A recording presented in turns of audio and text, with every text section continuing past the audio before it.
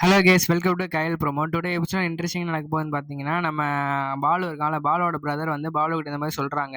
டேய், உனக்கு ஒரு விஷயம் தெரியுமாடா, ஆனந்தியோட கல்யாணம் நின்று போச்சு சொல்லிக்கிட்டு இருக்கேன். தனம் இப்போ தான் சொன்னான்னு சொல்லிட்டு, என்னென்ன நீங்கள் தான் கல்யாணத்தை நிப்பாட்டினீங்களா, நான் எவ்வளோ சொல்லியே ஆனந்தியோட கல்யாணத்தை நிப்பாட்டிட்டேன் பார்த்தீங்களா அப்படின்னு சொல்லிட்டு, நான் என் உயிர் நான் வந்து சூசைட் பண்ணிக்கிறேன்னு அவளை சொல்லியுமே நீங்கள் வந்து ஆனந்தி கல்யாணத்தை நிப்பாட்டிருக்கீங்கன்னா உங்களுக்கு எவ்வளோ தைரியம்னு சொல்லிட்டு இந்த மாதிரி கேட்டுட்டு இருப்பான். டே நிறுத்துறா, நான் எதுக்குடா, நான்லாம் அவனை ஆனந்தி கல்யாணத்தை நிப்பாட்டலடா, நீ சொல்லி இவ்வளோ சொல்லி நான் உனக்கு கேட்காம இருப்பானாடா, நான் ஒன்றும் நிப்பாட்டல, கடவுளா பார்த்து நிப்பாட்டிட்டாரா அவன், ஆனந்தி உனக்கு தான் சொல்லி கடவுள் முடிச்சு போறாரு போலான்னு சொன்னேன். என்னென்ன சொல்றீங்க, உனக்கு இன்னும் புரியலையேன்னு சொல்லி கேட்கும்போது நடந்த எல்லாத்தையும் சொல்றேன். இந்த மாதிரி கௌஷிக் வந்து ஒரு சரியான கேடு கட்ட சைக்கோ வேண்டா, இந்த மாதிரி ஏற்கனவே ஒரு பொண்ணை கொலை பண்ணிட்டு இந்த மாதிரி வந்திருக்கான், அது எல்லாமே இப்பதான் நியூஸ் உண்மையில தெரிய வந்திருக்கு போலீஸுக்கு. தெரிஞ்சு வந்து விசாரணையில வந்து அந்த இவன் வந்து கடத்திட்டு போயிட்டாங்க, ஆனந்தியை கடத்திட்டு போய் பெரிய பிரச்சனையா ஆயிடுச்சு.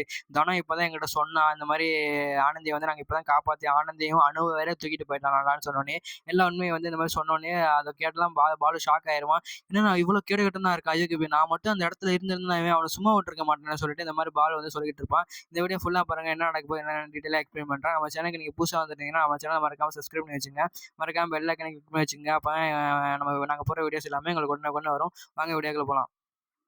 எப்படின்னா, எழில் வீட்ல இருந்து கயல் வந்து வெளிய வந்திருப்பா. எப்படின்னா, அந்த மாரி எழில் எங்கன்னு கேட்டிருப்பா. அதோட எழில் அம்மா கழுத்த பிடிச்சு வெளிய தள்ளிட்டு, எழிலும் இல்ல மயிலும் இல்லன்னு சொல்லிட்டு இந்த மாரி திட்டி விட்டுருப்பாங்க. அதோட வந்து இந்த மாரி அ எழில் வீட்ல வேலை பார்க்குற ஒரு பொண்ணு சொல்லியிருப்பாங்க, எழில் சரவணும் இங்க வரல. அவங்க வந்து நான் இங்க தான் இருக்கேம்மா, அவங்க வரவே இல்லம்மா. அம்மா சொல்றது உண்மைதான் சொன்னோனயே, கயல் வந்து அழுதுட்டே வீட்டுக்கு போயிருப்பா. வீட்டுக்கு போயிட்டு உட்காந்து அழுதுகிட்டு இருப்பா. அப்ப வந்து இந்த மாரி மூர்த்தி கேட்பான், "என்ன கயல், எங்க தான் மாப்பிள்ளை போயிருப்பாரு?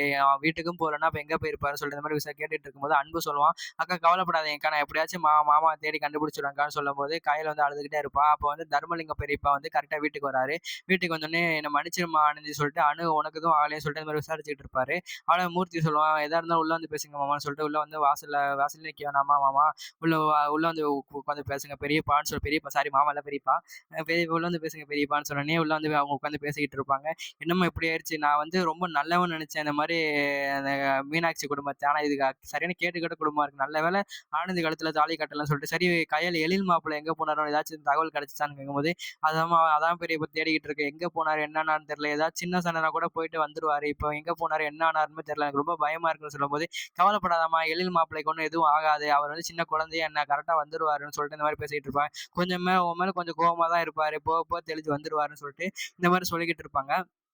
சொல்லிட்டு இருக்கும்போது மூர்த்தி ஒரு ஐடியா குடுப்பான். ஒருவேள ஏற்கனவே ஒரு பார்க்ல மாப்பிள கூட சண்டை போட்டு ஒரு பார்க்ல போய் உட்கார்ந்திருந்தாரு, ஒருவேள அதே பார்க்ல உட்கார்ந்திருக்க வாய்ப்பு இருக்குல்ல கையில்ன்னு சொல்லும்போது, ஆமா மூர்த்தி, ஏற்கனவே ஒருத்தர நம்ம போய் சமாதானப்படுத்தி கூட்டிட்டு வந்தோம்ல, அதே பார்க்ல கூட உட்கார்ந்திருக்க வாய்ப்பு இருக்கு, நான் போய் கூட்டிட்டு வரேன்னு சொல்லிட்டு கயல் சொல்லுவான். கயல் சொல்லும்போது மூர்த்தி சொல்லுவான், "இல்ல கயல், நானும் கூட வரேன்னு" சொல்லும்போது, "இல்ல மூர்த்தி, நீ வந்து ஏதாச்சும் இதா இருக்கும், நான் மட்டும் போய் பார்த்துட்டு வரேன், நீ உட்கார்ந்து பார்த்துக்கோன்னு" சொல்லிட்டு கயல் மட்டும் ஸ்கூட்டி எடுத்துட்டு வேகமா போவான் பார்க்குக்கு போய் தேடுன்னு தேடுவான்.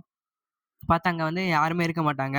அதோட வந்து அங்க வந்து ஒரு ஒயிட் கலர் ஷர்ட் போட்டு ஒருத்தன் ஃபோன் பேசிட்டு இருக்கிறத பார்த்துட்டு எழில் நெனச்சுட்டு சந்தோஷப்பட்டுட்டு, எழில்ன்னு சொல்லி கத்திட்டே பின்னாடி போயிட்டு எழில்ன்னு கூப்பிடுவா. பார்த்தா வேற ஒருத்தன். அத பார்த்துட்டு ரொம்ப அப்செட் ஆயிட்டு, சரி சாரிங்க, நான் வேற ஆள்ன்னு நெனச்சேன்னு சொல்லிட்டு நேரா போய் அங்க ஒரு பெஞ்ச் இருக்கும்.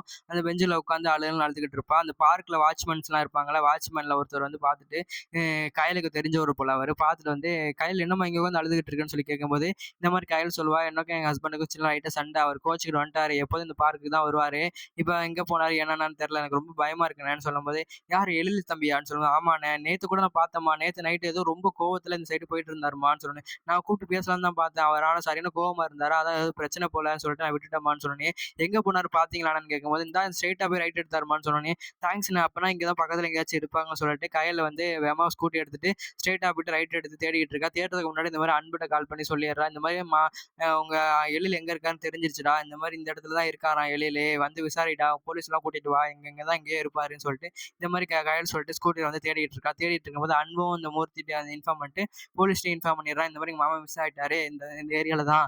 எப்படியாச்சும் கண்டுபிடிச்சு குடுங்க அப்படின்னு சொல்லிட்டு இந்த மாரி சொல்லிடுறாரு. போலீஸ்ட்ட சொன்னோனே போலீஸ் சொல்லிடுறாங்க, "சரி அன்பு, எப்படியாச்சும் கண்டுபிடிச்சு தந்துர்றோம். நீ எதுக்கும் கவலைப்படாதன்னு" சொல்லிட்டு போலீஸ் ஃபோர்ஸ வச்சு ஃபோட்டோ அனுப்பிச்சு தேடிட்டு இருக்காங்க. அதேமாரி மூர்த்தியும் ஒரு பக்கம் தேட ஆரம்பிச்சுடுறான். அப்படின்னா கண்டிப்பா எழில வந்து கண்டுபிடிச்சிடலாம்னு சொல்லிட்டு, அதே மாரியே இவன் இருக்கான்ல ஆனந்த், அவனும் வந்து இந்த மாரி கையில கால் பண்ணி, "கையல், நான் எல்லா ஃப்ரெண்ட்ஸையும் விசாரிச்சுட்டேன். எழில் என்ன ஆனா யாருக்குமே தெரியல. கவலைப்படாத, நான் வந்து ஊருக்கு உடனே வந்துடுறேன். ஊருக்கு வந்து நானும் தேடுறேன்னு" சொல்லிட்டு அவனும் வந்து ஆனந்தும் கிளம்புறான் ஊருக்கு, சென்னை வர்றதுக்காக. அவனும் கிளம்பிடுறான். எல்லாரும் ஒரு ஒரு பக்கம் எழில தேடிட்டு இருக்காங்க. தேடிட்டு இருக்கும்போது இங்கிட்டு வந்து இவன் இருக்கான்ல, பாலுவோட பிரதர். பாலுவோட பிரதர் வந்து பாலுட்ட இந்த மாரி சொல்லிட்டு இருக்கான். "அடேய் அந்த எழில் இருக்கான்ல, உனக்கு வந்து ஒருத்தன் வந்து நீ ஆட்டோ ஓட்டும்போது ஒருத்தன் உனக்கு பிரச்சனை பண்ணிட்டே இருப்பான்ல, ஆமா அவன் வேற யாருன்னு தெரியுமான்னு?" கேட்கும்போது, "யாரு என்னன்னு?" சொல்லும்போது, "ஆனந்தி இருக்கான்ல, ஆனந்தியோட அக்கா இருக்கான்ல கயல், கயலோட ஹஸ்பண்ட் தானான்டா அந்த எழில். அவன் பேரு எழிலான்டா" அப்படின்னு சொன்னோனே, "என்னண்ணே சொல்றீங்க? அவன் இருக்கிற வரைக்கும் ஆனந்திக்கு என்னையும் சேர விட மாட்டானேன்னு" சொல்லும்போது, "ஆமாடா, இருந்தாலும் என்ன கடவுள் தான் அவன எப்படியும் ஆனந்தி உன்னைய சேர்த்து வச்சுருவாரு. நீ ஒண்ணும் கவலைப்படாத. அண்ணன் நான் எதுக்கு இருக்கேன்? எப்படியாச்சும் அவன்லாம் எதுவும் பண்ண முடியாது. நான் அவன சேர்த்து வைக்கிறேன். என்ன அந்த எழிலும் அந்த மூர்த்தியும் வந்து உனக்கும் ஆனந்திக்கும் கல்யாணம் பண்ண விட மாட்டாய்ங்க. அவங்க 2 பேரும் தானே. அண்ணன் நான் இருக்கேன்டா அவன நான் பார்த்துக்கிறேன்டான்னு" சொல்லி இந்த மாரி அவன் அண்ணன் சொல்லிக்கிட்டு இருப்பான் பாலுகிட்ட.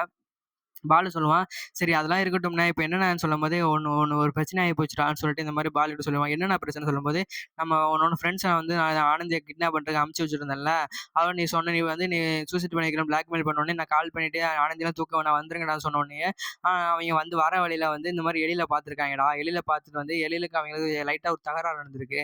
தகராறுல நம்ம பசங்க வந்து எழில கை, கால முறிச்சு போட்டாய்ங்கடா" அப்படின்னு சொன்னோனே ரொம்ப ஷாக் ஆயிடுவான் போல. யார கேட்டு நீங்க இதெல்லாம் சொல்றீங்க? சொல்லும்போது, "நான் என்னடா பண்ண சொன்னேன்? நீ தான் ஏதோ போதையில வந்து உளறி இருக்க. அவிங்க இப்பதான் கால் பண்ணி சொன்னாய்ங்க. வெளியில அவன அடிச்சு போட்டுட்டு வந்துட்டோம்னு, கைய கால முறிச்சு போட்டுட்டோம். அவனுக்கு சரியான அடி. சாகுறதுக்கு கூட வாய்ப்பு இருக்கு" அப்படின்னு சொல்லிட்டு வந்துட்டாய்ங்க அப்படின்னு சொன்னோனயே, பாலு வந்து ஷாக் ஆயிருவான். ஐயோ! இந்த விஷயம் மட்டும் ஆனந்தி தெரிஞ்சுன்னா, ஆனந்தி வந்து என்ன வெறுத்துருவானே, சுத்தமா வெறுத்துருவானே, என் கூட பேசவே மாட்டான், ஒண்ணும் பண்ண மாட்டானேன்னு சொல்லிட்டு இந்த மாரி சொன்னோனே, "நான் என்னண்ணா பண்ணேன்? எல்லாத்துக்கும் காரணம் நீ தான் உன் ஃப்ரெண்ட்ஸ்ல இந்த மாரி போதையில சொல்லி வச்சிருக்கேன். அது மட்டும் இல்லாம நானே திட்ட தான் செஞ்சேன் அவிங்கள. என்னடா ஏன்டா இப்படிலாம் பண்ணீங்க?" அப்படின்னு. ஆனா அவிங்க சொல்ட்டாய்ங்க, "என் ஃப்ரெண்ட்ஸுக்காக நாங்க உயிரே குடுப்போம்டான்னு" சொல்ட்டாய்ங்க. இப்ப என்ன பண்றதுன்னு தெரியலடா. அப்ப வந்து எழில் என்ன ஆனா?